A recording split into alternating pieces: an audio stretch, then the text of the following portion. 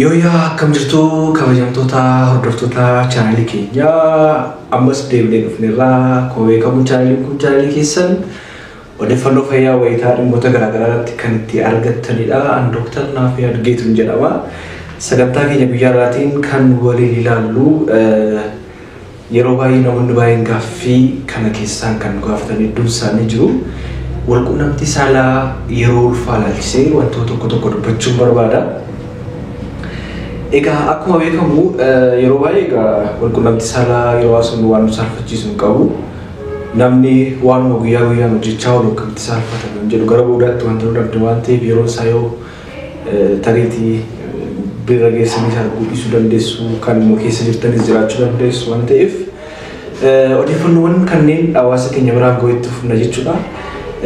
Waa'ee walquunnamtii saalaa yeroo ulfaa ilaalchisee namoonni baay'een yaada garaagaraa qabu. Keessumaa abbootiin manaa kan yeroo walquunnamtii yeroo ulfaa seksii yookiin immoo walquunnamtii saalaa gochuun miidhaa daa'imarraan ga'a. Haadha manaarraas miidhaa ga'uu danda'a waan ta'eef rakkisaadha kan jedhee yaadan jiru. Kan immoo sanyiin dhiiraa yookiin immoo ispermiin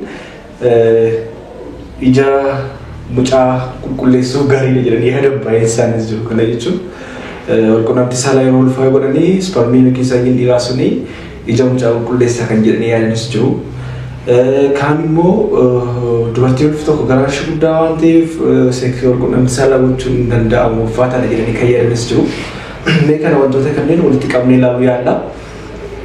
Egaa akkuma jalqaba sanitti immoo yaalee walquunnamtii saalaa yeroo ulfaa abbaan manaa fi haati manaa tokko gochuu danda'u.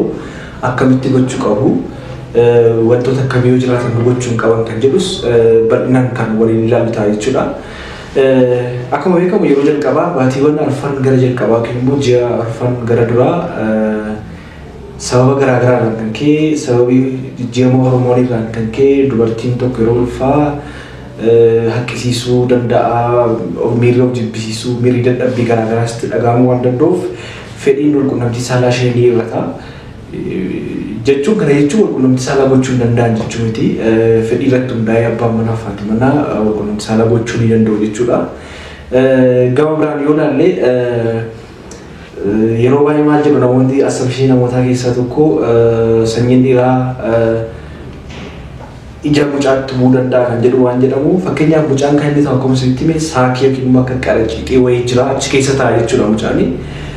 Haguugamee jira keessaanii akkuma beekamu keessoo gadameessaa cufaadha. Sarviksiin kan jennu qaamni saalaa dubartootaa qofaatti tarii ilaaluu dandeessu piikcharii isaa bifa kana jechuudha. Kanaaf dhimma itti achi ga'uu hin qabu jechuudha. Keessa seenuus hin danda'u yookiin immoo meembreenii of galtii mucaan keessa jiru sana keessa seenuu hin danda'u jechuudha. Kanaaf gara jalqabaa kanneen wantoonni akkasii shamarran mudachuu danda'a garuu gochuun hin danda'amu kan jedhudha. Baatii afur yookiin immoo ji'a afur booda fedhiin walquunnamtii saalaa dubartootaa baay'ee dabala. Egaa fedhii isaanii gochuun baay'ee barbaachisaadha abbootiin manaas. Kanaaf wanti daangessu hin jiru jechuudha. Garuu maallaa walquunnamtii saalaa abbaan manaa tokkoo fi haati manaa tokko wantoonni daangessan yookiin immoo kan dhorkan jiraachuu danda'u. Fakkeenyaaf ogeessa fayyaan itti himuu danda'a.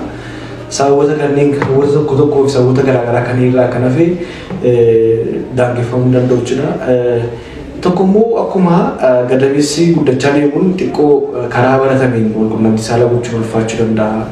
Poozishiiwwan afran jiru xiqqoo yuutuubiin jalaa qabadeen malee kallattii garaagaraan fakkeenyaaf amma isheen irra keessa teessee walquunnamtii saalaa gochuu danda'ama. Cinaa wal bira ciisaniis hin danda'ama. Yookiin immoo kallattii garaagaraatiin tariitii immoo suuraa isaa agarsiisuuf gaarii ta'u bifa kana walquunnamtii saalaa gochuu hin danda'amu jechuudha. Fakkeenyaaf yookiin immoo tiraasii jala kaa'anii innis abbaan manaas jilbeenfatee poozishinii garaagaraa waan nama salphachiisu hin qabu.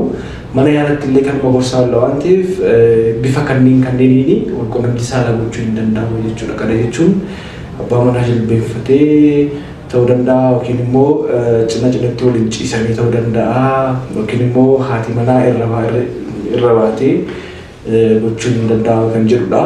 Waan nama salphachiisu hin qabu. Tarii viidiyoo isaa agarsiiftu qolatu ulfaachuu danda'a jechuudha. Kanaaf bifa kanaan akka hubattan isin barsiisa. Garuu immoo fakkeenyaaf amma dubartiin tokko bishaan garbaadhaa dhangala'ee jennaan tariitii kanaan dura sababoota garaagaraa irraa fi ulfirra boba'aa ture taanaan